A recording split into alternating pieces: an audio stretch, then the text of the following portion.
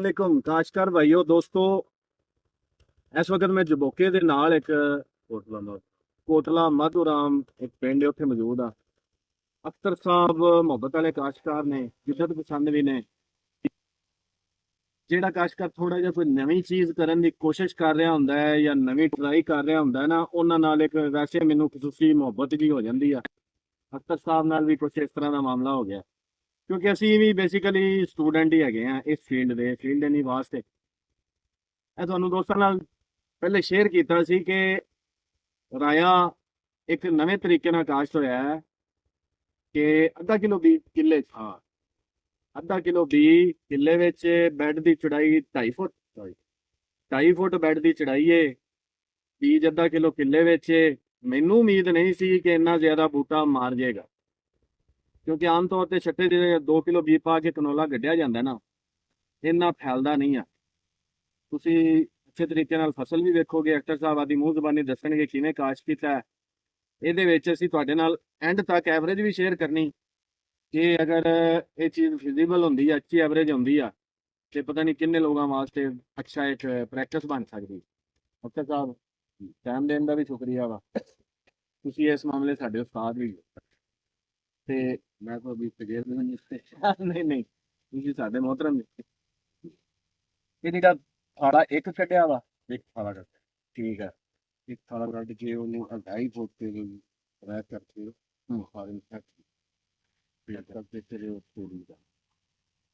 ਤੇ ਬੀਜ ਆਪਾਂ ਕਿਵੇਂ ਭਲਾ ਪਾਇਆ ਸੀ, ਚੋਪੇ ਕਿਵੇਂ ਲਵਾਏ ਨੇ? ਅੱਧਾ ਕਿਲੋ, ਇਹ ਪੂਰੇ 2 ਏਕੜ ਦਾ 2 ਏਕੜ 1 ਕਿਲੋ ਬੀਜ और 4 किलो छोटा चावल नहीं, ठीक है, छोटा चावल मिला के चोपा लवाया, दोनों का चोपा लवाता है।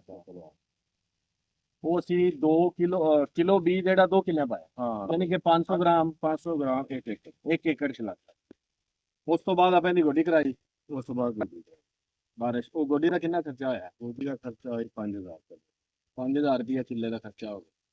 ਹੁਣ ਆਪਾਂ ਇਹਦੀ ਛਿੜਾਈ ਕਰਾ ਦੇਣੀ। ਹਾਂ ਛਿੜਾਈ, ਹੁਣ ਪਾਣੀ ਲੱਗ ਗਿਆ ਕਿ ਛਿੜਾਈ ਕਰਾਵਾਂਗੇ ਇਨਸ਼ਾਅੱਲਾ ਕੱਲ। ਜੜ ਵੀ ਨਰਮ ਹੋ ਜਾਏਗੀ, ਜਿਸ ਤਰ੍ਹਾਂ ਗਰਮ ਨਹੀਂ ਹੋਏਗਾ ਪੌਦਾ ਨਾਲ। ਥੱਲੇ ਡੀਏਪੀ ਕਿੰਨੀ ਹੋਣੀ?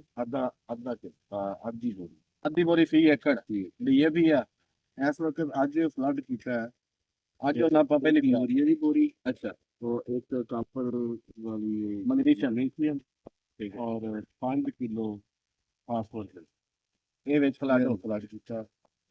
ਪਹਿਲੇ ਵੀ ਇਸ ਤਰ੍ਹਾਂ ਦਾ ਹਾਲ ਸਹੀ। ਅੱਛਾ ਜੀ ਦਿਖਾਇਆ ਜੀ, ਪਹਿਲੇ ਵੀ ਹਾਲਤ ਸਹੀ। ਇਹ ਹੁਣ ਛਿੜਾਈ ਹੋ ਜਾਏਗੀ। ਇਹ ਜਿਹੜੇ ਬੂਟੇ ਨਾਲ ਦਾ ਖਿੱਚਿਆ ਜਾਏਗਾ, ਇਹ ਵੀ ਖਿੱਚਿਆ ਜਾਏਗਾ, ਇਹ ਫਾਸਲਾ ਇਹ ਬੂਟਾ ਹੁਣ ਫੈਲੇਗਾ। ਇਹ ਨਾਲ ਇਹ ਬੂਟਾ ਹੁਣ ਇਹ ਖੁਰਾਕ ਲੱਗੀ, ਬੂਟਾ ਹੁਣ ਖੁਰਾਕਾਂ ਬਣਾਏਗਾ, ਫੈਲੇਗਾ। ਇਹ ਦੇਖ ਲਓ ਹਲੇ ਇੱਕ ਤਕਰੀਬਨ 1 ਮਹੀਨੇ ਦਾ ਹੋਏਗਾ। ਜ਼ਮੀਨ ਦੇ ਥੱਲੋਂ ਮੋੜ ਤੋਂ ਸ਼ਾਹ ਦੇ ਮੋੜ ਦੇ ਨਾਲੋਂ ਸ਼ਾਹਾਂ ਸ਼ੁਰੂ ਹੋਈ ਹੈ, ਮੋੜ ਦੇ ਨਾਲੋਂ।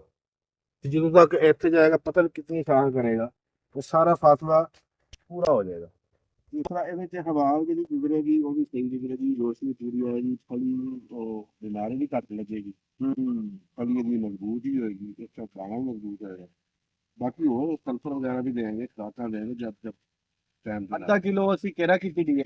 ਹਾਂ ਅੱਧਾ ਕਿਲੋ ਜਿਹੜਾ ਪਹਿਲਾਂ ਉਗਾਓ ਵਾਲਾ ਪਾਣੀ ਲਾ। ਹਾਂ ਤੇ ਇਹ ਦੱਸੋ ਵੀ ਇਹ ਹੁਣ ਜਿਹੜਾ ਇਹਦਾ ਫੈਲਣ ਦੀ ਸਲਾਹੀਅਤ ਹੈਗੀ, ਇਹ ਆਪਾਂ ਕੋਈ ਅੰਦਾਜ਼ਾ ਹੈ ਵੀ ਕਿਸ ਹੱਦ ਤੱਕ ਜਾਂਦਾ ਫੈਲਣ ਦਾ? ਇਹ ਤੁਹਾਡੇ ਸਾਹਮਣੇ ਹੀ ਹੈ, ਹਾਲੇ ਤੇ ਛਿੜਾਈ ਦਾ ਮੌਕਾ ਹੀ ਤੁਹਾਡੇ ਸਾਹਮਣੇ ਹੀ ਹੈ, ਤੁਹਾਨੂੰ ਵਿਖਾਇਆ ਨਾ। ਬਹੁਤ ਤੋਂ ਸਾਰਾ ਸ਼ੁਰੂ ਹੋ ਜਾਏਗੀ। ਨਹੀਂ ਵਿੱਚ ਬੜੇ ਕਈ ਪੌਦੇ ਨੇ, ਇਸ ਤੋਂ ਵੀ ਜ਼ਿਆਦਾ ਭਾਰੇ ਨੇ ਪੌਦੇ। ਇਹ ਪੌਦਾ ਲੈ ਲਓ। ਇਸ ਟਾਈਮ ਆਪਾਂ ਦੱਸ ਸਕਦੇ ਹਾਂ ਕਿੰਨੇ ਕੁ ਮਹੀਨੇ, ਕਿੰਨੇ ਦਿਨਾਂ ਦੀ ਫਸਲ? ਹਾਂ 1.5 ਮਹੀਨੇ ਦੀ ਫਸਲ ਇਸ ਟਾਈਮ। 1.5 ਮਹੀਨੇ ਦਾ ਰਾਇਆ ਛੱਟੇ ਤੇ ਕੱਢਿਆ ਇਹ ਸਟੇਟ ਹੁੰਦਾ ਜਾਂ ਜ਼ਿਆਦਾ ਇਹ ਸਟੇਟ। ਇਹ ਤੁਸੀਂ ਛੱਟੇ ਵਾਲਾ ਹੀ ਸਮਝ ਲਓ, ਇਹ ਛੱਟੇ ਹੋ ਗਿਆ, ਛੱਟੇ ਵਾਲਾ। ਹਾਂ ਇਹ ਬਿਲਕੁਲ ਦੋਸਤੋ ਇਹ ਕੰਪੈਰੀਜ਼ਨ ਹੈਗਾ ਜੇ।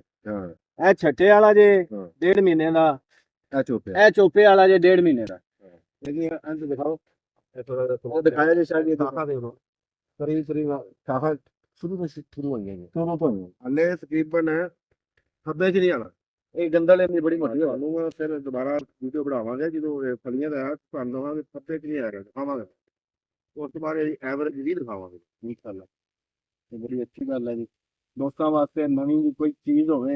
ਇੱਕ ਤੋਂ ਪਾਣੀ ਦਾ ਖਰਚਾ ਘੱਟ, ਪਾਣੀ ਖਾਦ ਵੀ ਘੱਟ ਲੱਗੀ, ਬੀਜ ਵੀ ਘੱਟ ਇਹ ਵੀ ਘੱਟ ਲੱਗਿਆ। ਦੂਸਰਾ ਇੱਕ ਹੋਰ ਇਹਦਾ ਫਾਇਦਾ ਹੈਗਾ ਇਸ ਤਰ੍ਹਾਂ ਲੱਗਣ ਦਾ, ਅਸੀਂ ਜਦ ਚਾਹੀਏ ਖੁਰਾਕ ਦੇ ਸਕਦੇ।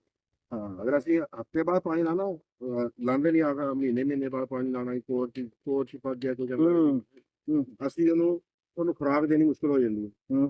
ਫਿਰ ਫੋਰੀ ਸਪਰੇ ਤੋਂ ਇਲਾਵਾ ਹੋਰ ਕੋਈ ਸਾਡਾ ਹੱਲ ਨਹੀਂ ਹੈ ਖੁਰਾਕ ਦੇਣੀ ਦਾ। ਇਸ ਤਰ੍ਹਾਂ ਅਸੀਂ ਚਾਹੇ ਚੌਥੇ ਦਿਨ ਵੀ ਖੁਰਾਕ ਦੇਣੀ ਚਾਹੀਏ, ਬਾਰਿਸ਼ ਹੋ ਗਈ ਹੈ ਤਾਂ ਵੀ ਅਸੀਂ ਖੁਰਾਕ ਦੇਣੀ ਹੈ ਤਾਂ ਵੀ ਦੇ ਸਕਦੇ ਹਾਂ। ਇਹਨੂੰ ਮਸਤ ਨਹੀਂ ਹੋਏ ਰਹਿ ਸਕਦਾ, ਕਿਉਂਕਿ ਇਹਨੇ ਪਾਣੀ ਖੁਰਾਕ ਰੇਜ ਹੋ ਜਾਂਦੀ। और बेड ज्यादा चौड़ा करने का मकसद भी है इन स्पेस में थले गया। अगर थोड़ा बारिश भी हो जाएगी, जितना भी बेड का पानी खाली जाए पौधा सेफ रहे।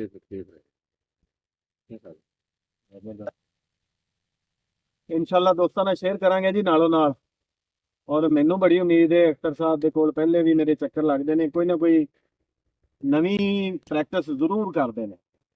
काश्तकार छोटा होवे वड्डा होवे, आने वाली नस्लों वास्ते कोई नवा तरीका लै आंदा वा, कोई नवी गल लै आंदा, बड़ा वड्डा हौसला चाहिए होंदा।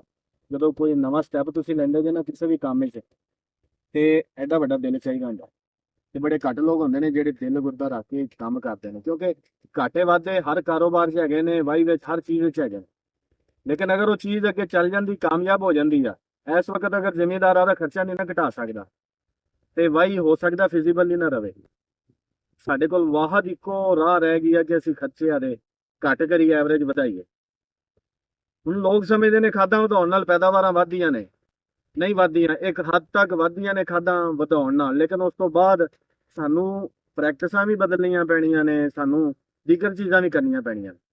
ते उस हवाले नाल बड़ा अच्छा एक नवां पैगाम दोस्तां नाल शेयर भी करांगे। बहुत शुक्रिया अख्तर साहब तुहाडा टाइम दिता जी, मोहब्बत रखदे जी। गल हैगी देखो देख लो मूली नहीं ਗੋਡੀ ਚੱਲ ਜਾਵਾਂ ਗੱਡੇ ਨਾਲ बिल्कुल उसे ਥੱਲੇ ਆਇਆ मूली तरह लग। ਹਾਂਜੀ। ये गंदल जेहड़ी दसदी पई है, इन्हें बूटा काफी मार अजे तो फिर खुराक तेन हुण लगती ਉਹ ਗੰਦਲ ਨਿਕਲੀ ਤੇ ਕਿਤਨੀ ਮੋਟੀ ਇਹਦਾ ਮਤਲਬ ਇਹ ਨਹੀਂ ਕਿ ਗੰਦਲ ਨਿਕਲੀ ਦੁਬਾਰਾ ਉਹ ਨਿਕਲੀ, ਮਤਲਬ ਫੈਲ ਫੈਲ ਕੇ ਜਿਵੇਂ ਜਿਵੇਂ ਨਿਕਲੀ ਉਹ ਗੰਦਲ अजे तुसीं इन्हें छदराई कराउणी है, फिर इन्हें मजीद पोजीशन ਹਾਂ। दूसरी आज खुराक लगी हफ्ते बाद देखना, हाँ पता चलेगा ਤੁਹਾਨੂੰ। चलो हफ्ते बाद भी तस्वीरें इंशाल्लाह दोस्तों को शेयर करांगे जी।